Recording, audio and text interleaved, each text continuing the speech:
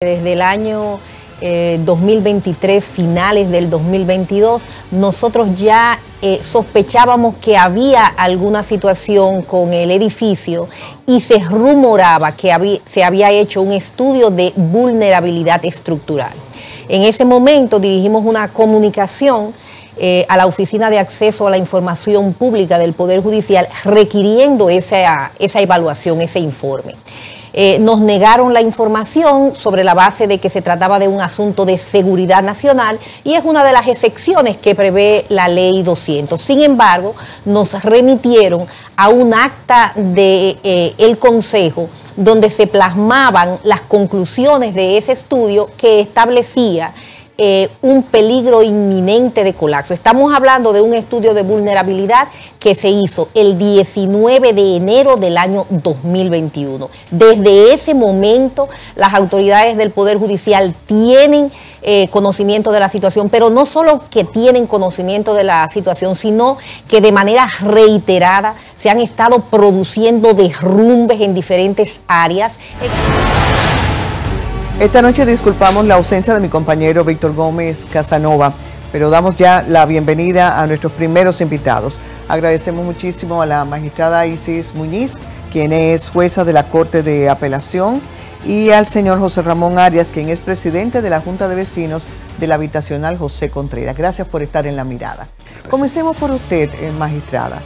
La preocupación, la denuncia de las condiciones de la edificación que aloja la Corte de Apelación, ¿viene recientemente a raíz de la tragedia ocurrida la semana pasada o es algo que ha venido haciéndose saber desde tiempo antes? Desde mucho tiempo antes. Yo puedo decirles que desde el año 2023, finales del 2022, nosotros ya sospechábamos que había alguna situación con el edificio y se rumoraba que se había hecho un estudio de vulnerabilidad estructural.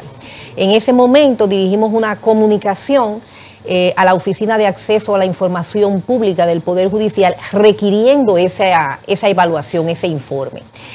Nos negaron la información sobre la base de que se trataba de un asunto de seguridad nacional y es una de las excepciones que prevé la Ley 200. Sin embargo, nos remitieron a un acta del Consejo donde se plasmaban las conclusiones de ese estudio que establecía un peligro inminente de colapso. Estamos hablando de un estudio de vulnerabilidad que se hizo el 19 de enero del año 2021. Desde ese momento, las autoridades del Poder Judicial tienen conocimiento de la situación, pero no solo que tienen conocimiento de la situación, sino que de manera reiterada se han estado produciendo derrumbes en diferentes áreas, en el área del baño, en el área de la cocina, y todo eso se ha documentado y evidentemente ha habido la intervención, pero la intervención para recoger los escombros, no para resanar. Poner plafones y seguir adelante. Bueno, poner plafones es lo que hace que tapa la corrosión en la losa y el acero, ¿no? Correctamente. Lo cierto es que aunque yo tenía el 1 de enero de este año, nosotros entonces dirigimos una comunicación a la Cámara de Cuentas. Preocupados por la administración y el uso que se estaba haciendo de los fondos públicos del Poder Judicial y exigimos que se hiciera una auditoría exhaustiva al Poder Judicial.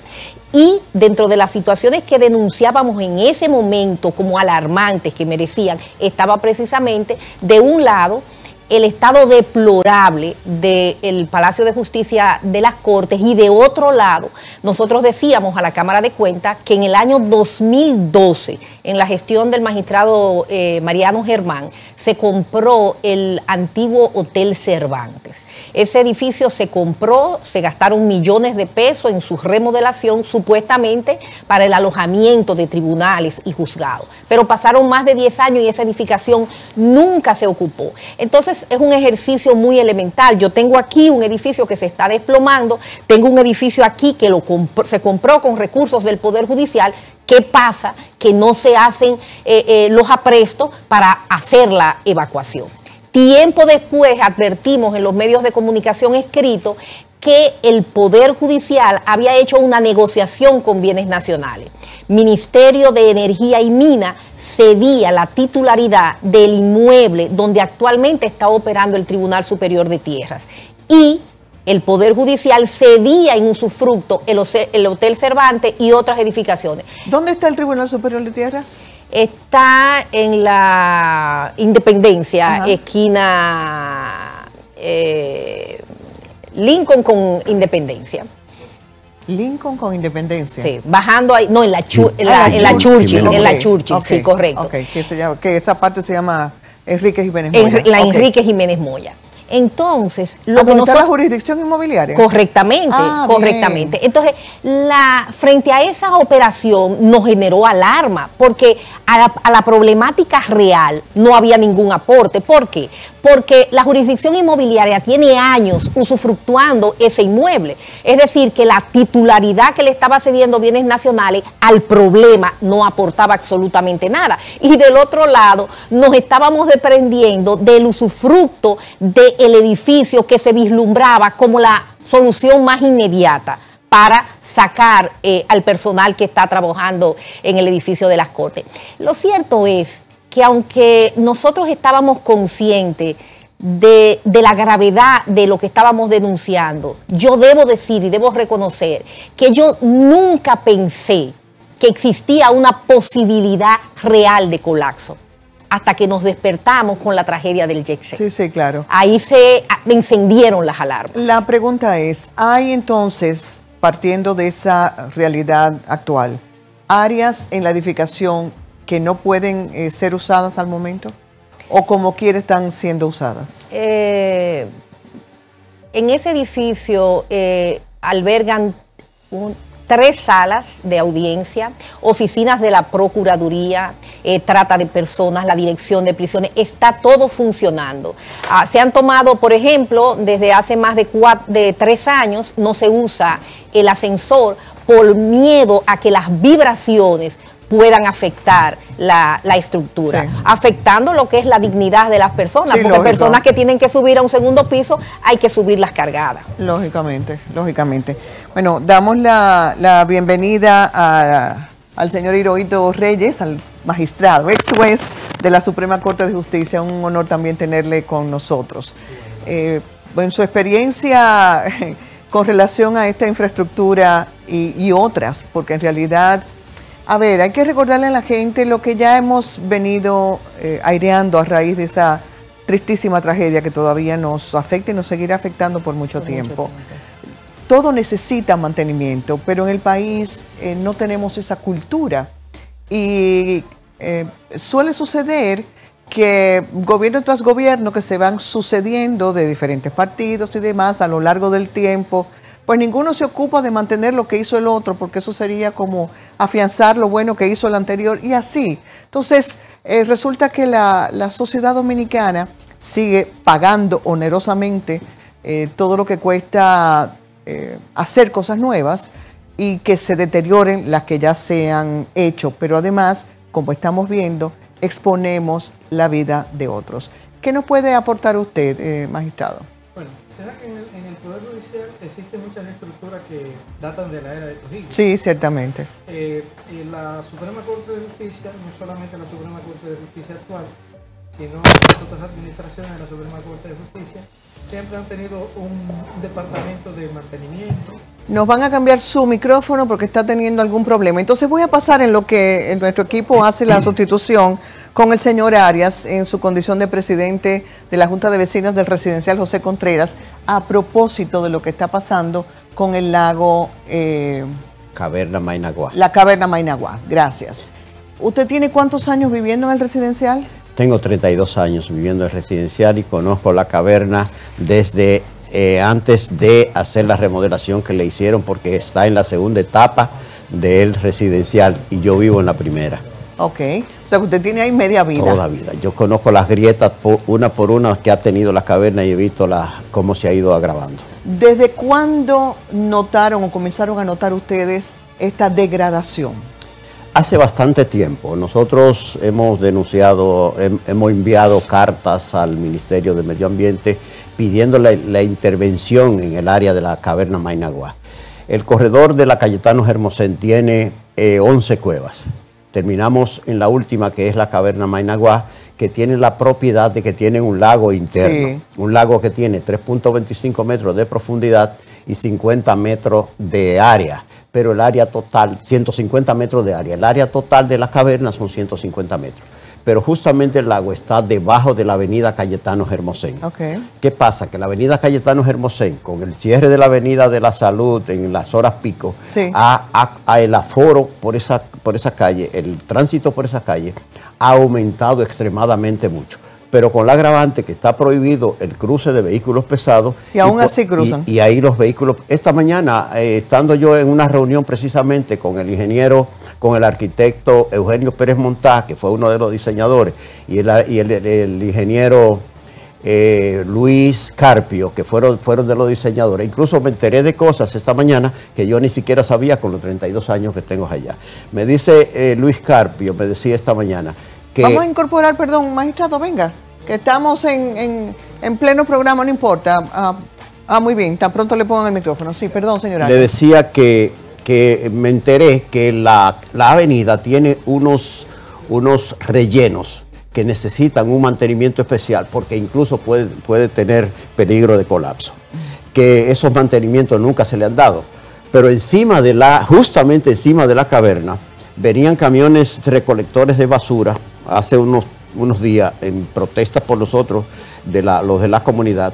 Venían unos camiones de 10 toneladas y se colocaban encima de la caverna a hacer trasborde de basura, de camiones pequeños a camiones grandes. Eso ha mermado en estos últimos días. Pero además de eso, se hace cuando llueve ahí, porque hay unos inbornales que están ahí, y dicen los ingenieros que tuvimos hoy con ellos allá reunidos, que eso se hizo de una forma que fuera eficiente para mantener el drenaje pluvial permanente, pero que no ha habido el mantenimiento que se requiere. Ahí está la salida principal de nosotros, la única salida que tenemos hacia la Cayetano Hermosén, y cuando llueve tenemos perdón, es la avenida del Pedregal, ¿le llaman? La avenida, esa se llama la avenida Diamante, doblando a la izquierda hacia la universidad, está el residencial José Contreras, ahí mismo, cerca de un sitio que le dicen de los chicharrones, qué sé yo cuánto. Pero esa es la situación más agravante, el trasiego de vehículos y del tránsito de vehículos pesados por la avenida. Nosotros hemos solicitado incluso la coadministración al Ministerio de Medio Ambiente, y nos hemos reunido con algunas comisiones de ellos. Pero ¿qué pasa? Que el Ministerio de Medio Ambiente no nos ha ofrecido una alternativa de mejora en esa área, simplemente una coadministración para que nosotros hagamos las inversiones prácticamente. Pero ¿cómo va a ser? Nosotros hemos invertido, eso es un bien público, hemos invertido, natural, pero hemos bien invertido público. Más de 400.000 pesos en verjas perimetrales, porque tenemos otro agravante. Vienen niños de los colegios, vienen adultos por la noche. Antenoche incluso salió un grupo de más de 14 o 15 jóvenes que llegan con neverita y botellas de cervezas y de ron a beber dentro del lago y a bañarse en el lago, que está prohibido porque además es un área protegida, y llegan de noche. Entonces han vandalizado la caverna. Entonces nosotros lo que aspiramos es que se le dé atención, que se haga una evaluación efectiva, tanto al agua que está ahí, a ver el nivel de contaminación, como al peligro que representa la caverna, porque tenemos hoy estábamos mirando las grietas de afuera y vemos cómo esas grietas han cedido, y en el interior los ingenieros no quisieron entrar, dijeron que ellos no se atreven a entrar. Hoy estuvieron ahí, dijeron que ellos no se atreven a entrar a la caverna. Bueno, si no se atreven, imagínense. Y si se produce un socavón que se pueda producir encima de la avenida, eso sería un peligro muy grande para la comunidad y para el tránsito de vehículos, que es mucho. Pasan miles de vehículos en minutos por ahí. No, y ni qué decir de las personas que estarían por ahí o circulando o a pie o lo que fuera. Efectivo, pero obviamente tenemos otro agravante. Son 11 cuevas que tenemos en la Cayetano Hermosén. La Cayetano Hermosén tiene un diseño hecho para una especie de ruta turística de las cuevas. Sí. Eso nunca se le ha dado atención, nosotros lo que aspiramos a que ese abandono que tiene la Cayetano Hermosén, a ese abandono que tienen las cuevas, que son residencias de delincuentes y mendigos. Las 11 cuevas son residencias de delincuentes y mendigos. Que ese abandono se le preste atención a fin de que los que vivimos en la comunidad podamos disfrutar de ese paisaje que para lo cual fue creado ese farallón, que corresponde a un plan integral de lo que es el Mirador. El Parque Mirador, es correcto. Y la Cayetano Hermosén. Es correcto. Entonces, no es una riqueza natural exquisita, pero... Una alianza entre el Ministerio de Turismo, el Ministerio de Medio Ambiente, el Ayuntamiento del Distrito Nacional y los comunitarios pudiera llevar eso a que fuera una zona de embellecimiento y de mejoría para todo las Cayetano Hermosén. Sin duda alguna, y es una de las realidades que apenan y avergüenzan, que teniendo tal riqueza y además tal necesidad, claro, en el nivel de protección, ¿verdad?, se le dé la espalda. Ustedes tienen que mantener el tema vigente para que esto realmente requiera la atención debida con acciones precisas. Magistrado, nosotros hemos puesto las denuncias también al Ministerio de Medio Ambiente con relación a los desórdenes en la cueva, en la noche, claro, principalmente en las noches. Hay un personal de 5 o 6 personas que trabajan ahí del Ministerio de Medio Ambiente, pero hasta las 4 de la tarde, barriendo el área y así, pero hasta las 4. Realmente el peligro y el problema de la cueva está, porque imagínense un grupo de 15 o 20 personas ahí dentro y que haya un desprendimiento. Sí, no, sería catastrófico. Hace 4 o 5 días entramos a ver algo ahí, a ver cómo estaba eso, y ahí hay piedras desprendidas desde arriba. Magistrado, díganos de la experiencia. Hablaba usted de la vejez de muchas de las edificaciones porque datan de la era de Trujillo. Sí, ciertamente el Poder Judicial, muchas de sus estructuras datan de la era de Trujillo, tal como es el Palacio de la Corte de Apelación y todo lo que es conocido como la Feria, ya que el antiguo edificio de Agricultura, donde se construyó la Suprema Corte de Justicia, es un edificio nuevo. Decía que en las distintas administraciones del Poder Judicial siempre se ha contado con una unidad de mantenimiento. Una unidad de mantenimiento que le dan seguimiento a todas estas estructuras. Hay cuestiones de esas que son propias de la pericia de la ingeniería, que uno la puede manejar, como dicen, al ojo por ciento. Obviamente, claro. Que muchas veces toda edificación, toda construcción puede estar sujeta a cuestiones de problemas de filtraciones, problemas de esto. Eso no necesariamente implica que el edificio se vaya a caer, ni nada por el estilo. No. Porque siempre, y además quiero que ahora también, que ya no es tan difícil, se utilizan instrumentos para verificar la capacidad de resistencia de todas las estructuras. Se tiene que entender que el caso concreto del Poder Judicial, a partir de la reforma del 97, se construyeron muchos tribunales, se habilitaron otros, se rentaron otros tribunales. Entonces, además también yo recuerdo en el año que yo entré, en el 93, como Ministerio Público, el Palacio de Justicia de Ciudad Nueva, creo que los aire acondicionados que tenían eran contados y todo eran aire de ventanas. Después de eso se hizo una primera modificación en la época de don Néstor Contín Aybar, me parece, si mal no recuerdo, del año 94 y adelante, del Palacio de Justicia, un remozamiento de ese Palacio de Justicia de Ciudad Nueva. Y después se hicieron otras modificaciones ya dotando de aire a las distintas instituciones y incluso se construyó un piso adicional y todo eso. Evidentemente que todo eso en una estructura pues le va a llevar un mayor peso. Pero desde que sea de mi conocimiento siempre ha existido esa unidad compuesta por ingenieros, arquitectos, estructuralistas, aparte de las unidades propias que se encargan de lo que es la limpieza, pintura, claro, y todo eso de esos edificios. Porque si algo tenemos que tomar en consideración, un ejemplo es que todas estas edificaciones son altamente concurridas en horas del día, e incluso ya no topamos que están concurridas hasta en días no hábiles como consecuencia de la unidad de atenciones permanentes. Y eso es una circunstancia que se está, como dicen, echando sobre la marcha, encima de eso todo el tiempo. Porque evidentemente que el trabajo judicial, en cuanto a su ampliación y el servicio que brindan los tribunales, tanto desde el punto de vista jurisdiccional y como de otras áreas, se ha visto ampliado exponencialmente. Sí, es intenso.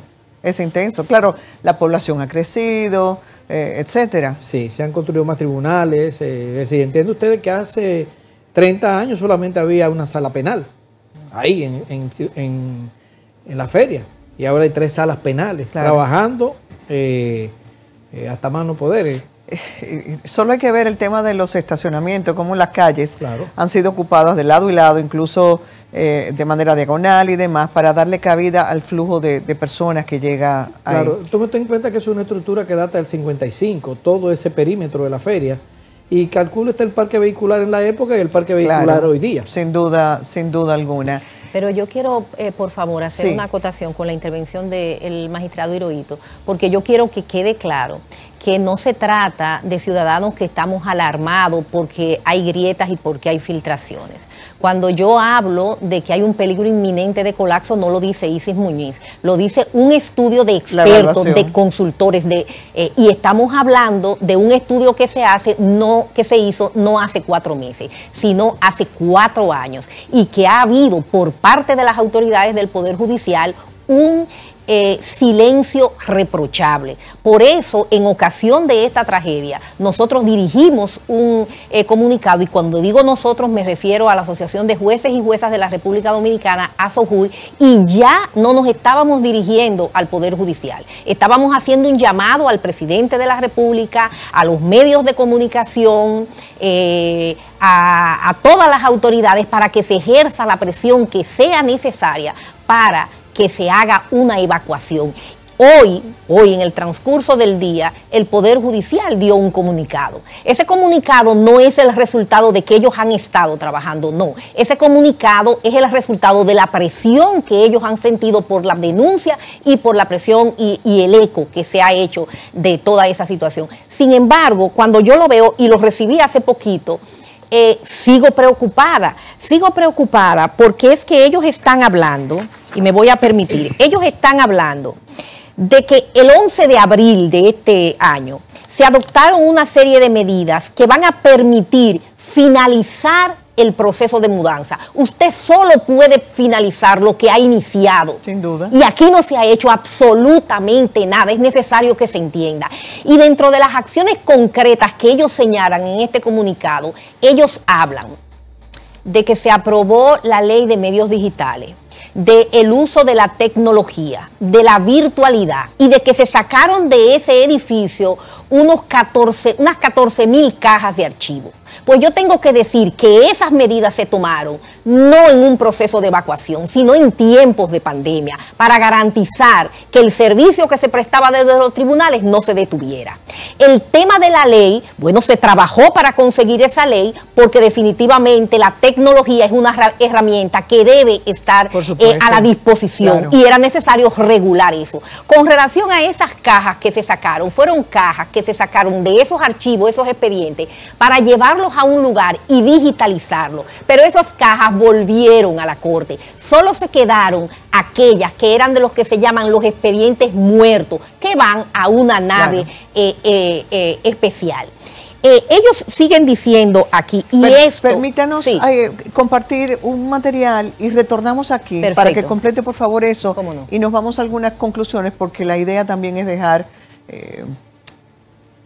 oportunidades de acciones, que es lo que requerimos. Es decir, no solo quedarnos en la denuncia, sino buscar acciones. Vámonos a la segunda parte de la mirada en contexto que ha preparado Luis Villaverde con relación a este tema.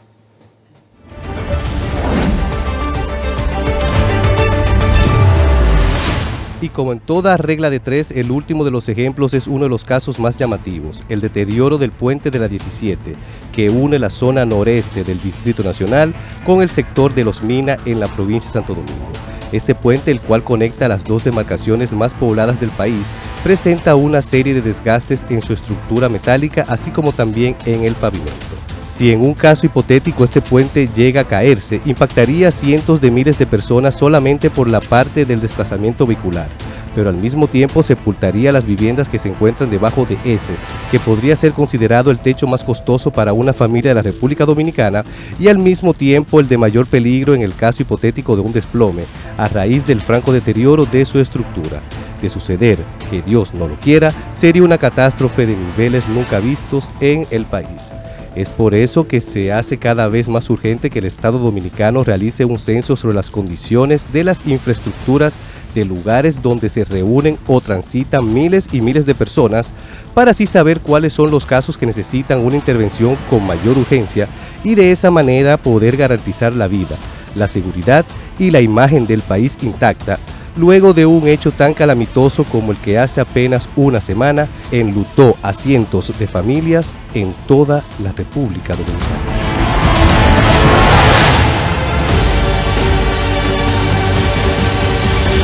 Compartir la segunda parte de la mirada en contexto. Teníamos a la magistrada Isis Muñiz de la Corte de Apelación refiriéndose a la comunicación que emitió la semana pasada. No, hoy, en el día de hoy. En el día de hoy, el Poder Judicial. Y me voy a referir a la última parte.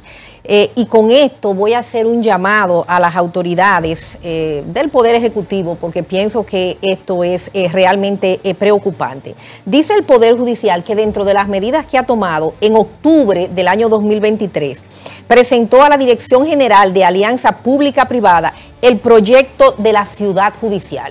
El Poder Judicial presentó un proyecto de la Ciudad Judicial. Entonces yo, cuando leo esto, digo, y entonces están utilizando el edificio de las Cortes como mecanismo de presión. Es decir, tenemos que hacer la seguridad, la Ciudad Judicial, porque se nos puede caer este edificio. Es decir, es una situación. Y después dicen que ellos informaron de ese estudio, dice el Poder Judicial. Ese estudio de vulnerabilidad nosotros se los notificamos al Ministerio de Obras Públicas, al Patrimonio Cultural, al Ayuntamiento Nacional. Y yo digo, es que nos estamos preparando para lavarnos las manos como Poncio Pilato si mañana ocurre una desgracia, porque está muy bien que usted haya informado eso. Ahora, el Poder Judicial tiene recursos propios.